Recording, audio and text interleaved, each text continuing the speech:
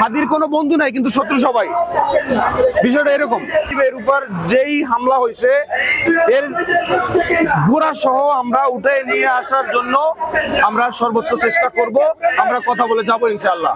হাদি ভাই এখনো তো আমরা নিশ্চিত না যে সে বাঁচবে না মরবে, সে সুস্থ হবে না কি হবে আমরা কিছুই জানি না। সুতরাং অপরাধী কেন ভালো থাকবে, অপরাধীকে তো আইনের আওতায় নিয়ে আসতে হবে ইনশাআল্লাহ।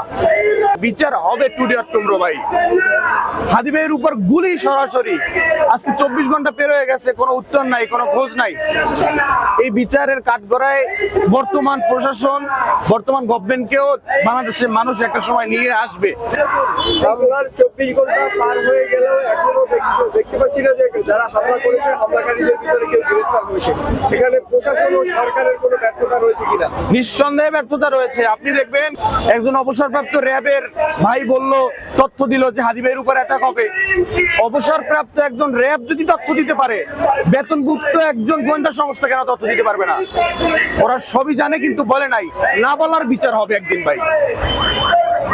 এই যে হামলা, এর দায় কি সম্পূর্ণ বর্তমান সরকারের নিতে হবে যদি এই হামলাকারীদের অতি দ্রুত বের করে না হয়?